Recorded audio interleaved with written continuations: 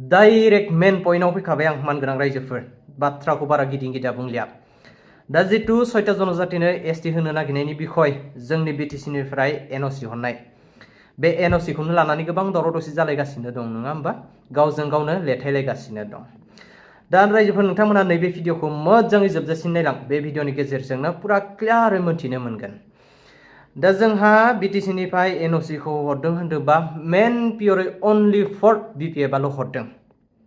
दिनै बिपिएफआ दाय मावनानै गावसोरनाव गोजा कालारा नांदों नालाय एबसुखौबो फोनफानो नागिरदों आरो सोरबा प्रमद बर' सारखौबो फोनफानो नागिरदों बे गोजा कालारखौ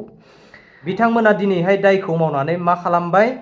जे 2006 नि एबसु आरो आक्रासुजों मोनसे एग्रिमेन्ट खालामलायनाय रिजलिउसन लेटार बे रिजलिउसन लेटारखौ रायजो राजाफोरनि सिगाङाव ससियेल मिडियायाव धुल दामबाय एबसुआबो जे एनअसि हरदों होननानै एक्चुअली बे एनअसि नङा बे मोनसे रिजलिउसन लेटार एबसु आरो आक्रासुनि गेजेराव बे रिजलिउसन लेटारखौ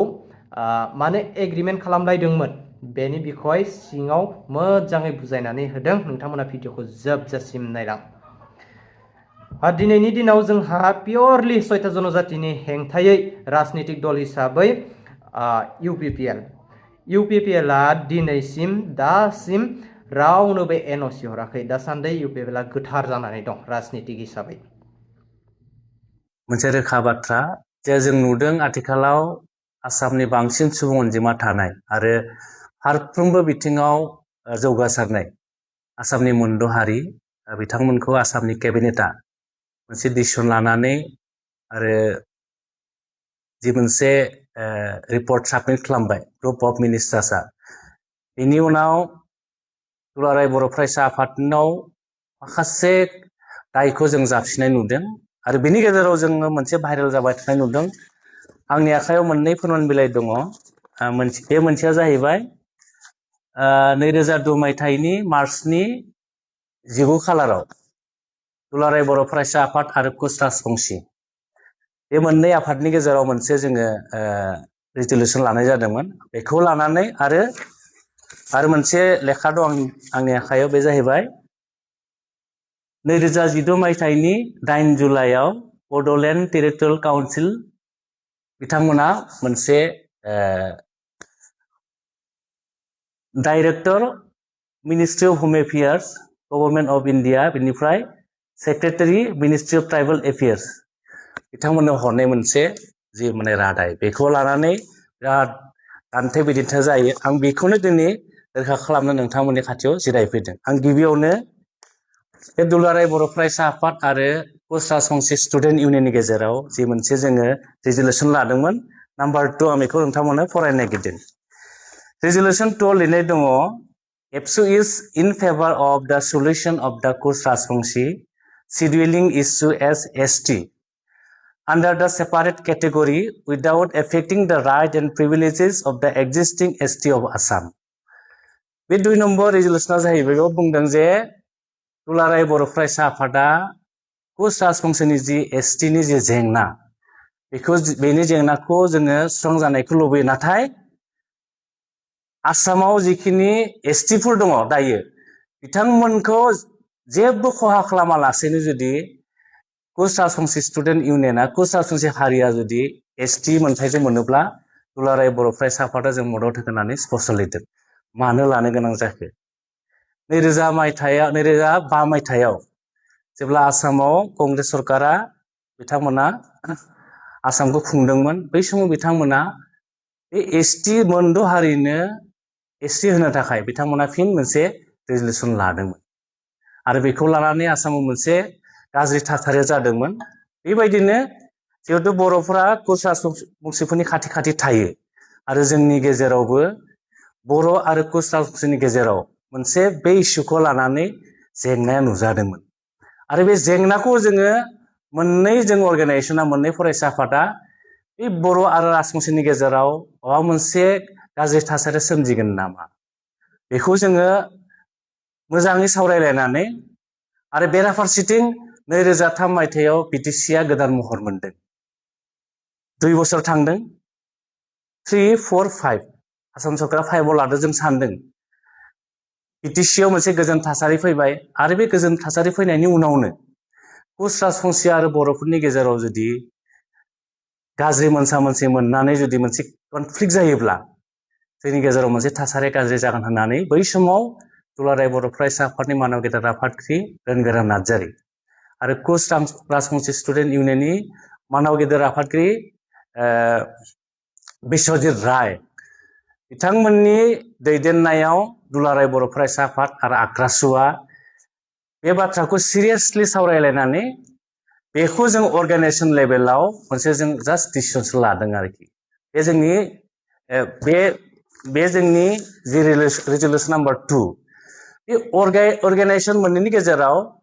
बे जोंनि गेजेराव जे माबा मोनसे थासारि सोमजिनो हागौ बेखौ जों बुजा बुजि मोननै आफादनि गेजेराव सावरायलायनानै जोङो बोरै खामानिखौ मावलांनो हायो बेयो जास्ट जोंनि मोनसे रेजोलिउसन लानायसो आरोखि बे रेजोलिउसना जों जेबो आसाम सरकारनाव हराखै सोरबा भारत सरकारनाव हराखै बेयो भ्यालिड नङा आरोखि बे जास्ट अर्गानाइजेसन मोननैनि गेजेराव बिटिसियाव मोजां थासारि फैनांगौ जों बिदा फंबाय बिदि जोङो रायजो जानांगौ बेखौ आं दिनै स्पष्ट खालामनानै होबाय आरोखि दा फैदो 2016 मायथाइनि 8 जुलाइआव बे समाव बिटिसियाव दानि मानव गेदेर हाग्रामा महिलारि दैदेननाय जि पिपिएफ हानजा बिथांमोना बिटिसियाव सामलायदोंमोन आरो बै समावनो बै समनि बिटिसिनि मानव गेदेर नेहाथारि केरल नार्जारि एसिएस बिथांनि सिगनेचार सागानाव बिटिसिया मोनसे काउन्सिल रेजोलिउसन लानानै home ministry of home affairs north east government of India north block new Delhi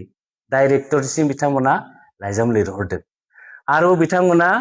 ministry of tribal affairs Shastri Bhawan doctor Rajendra Prasad new Delhi सेक्रेटारिसिम बिथांमोना मा मोनसे रेजोलिउसन हरदों आरो बेवहाय बिथांमोना लिरदों फरायना होनोसै साबजेक्टआव लिरदों regarding the granting of ST status to the Adivasi and Koch Rajbangshi communities of Assam. Sir, with reference to the subject cited above, I am directed to request you to kindly refer our letter number BTC/IBA-103/2004/59 dated 27 November 2016. In this regard, the Borderland Territorial Council has reiterated its stand on granting of ST status to the Adivasi and Koch Rajbangshi communities of Assam. Therefore, you are requested to kindly expedite the process of granting of ST status to the Adivasis and the Koch Rajbangshi communities of Assam expeditiously. Because बिथांमोना बेखौ लिरदों बेनि मिनिङा जाहैबाय जे बिथांमोना बुंदों जे आं बर' बिनि ओंथिखौ फोरमायना होनि जे गोजौआव मख'नाय आयदाखौ नोजोर होनानै आं नोंथांमोनखौ लाइजाम नं BTC/IBA 103/2004/59 अक्ट' 27 नभेम्बर 2012 बेनि गेजेरजों बड'लेण्ड टेरिटरियेल काउन्सिलाव थानाय आसामनि आदिबासि आरो कच राजबंसि माहारिनो एसटि स्टेटास होनायाव बड'लेण्ड टेरिटरियेलनि जि थांखि बे रोखा होननानै बिथांमोना बुंदों आरो बिथांमोना बुंदों बेनिखायनो नोंथांमोनखौ खावलायोदि आसामनि आदिबासि आरो कच राजबंसि हारिफोरनो एसटि मोनथाय होनायनि राहाखौ अननानै गोख्रों खालामनो नांगौ होननानै बिथांमोना लिरहरदों आरोखि बे मोनसे काउन्सिल भ्यालिड डकुमेन्ट बियो सोरनो हरदों बियो मिनिस्ट्रि अफ होम एफेयार्सनि डाइरेक्टरनो हरदों आरो सोरनो हरदों मिनिस्ट्रि अफ ट्राइबेल एफेयार्सनि सेक्रेटारिनो हरदों आरोखि दा एखमबा जों नुयो हाग्रामा महिलारि बिथाङा मेल मिटिङाव बुङो बिथाङा बुंदों जे थाखानाय एसटिफोरनो जेबो खहा जायालासिनो कच राजबंसि आरो आदिबासिनो एसटि स्टेटास एसटि मोनथाय होनायाव आंहाबो जेबो बुंनांगौ गैया नाथाय बे लेटाराव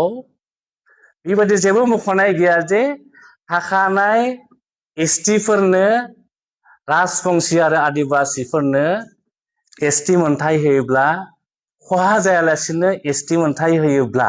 जोंहा जेबो बुंनांगौ गैया होननानै बेवहाय रोखा लिरनानै दङ आरोखि दा बिथाङा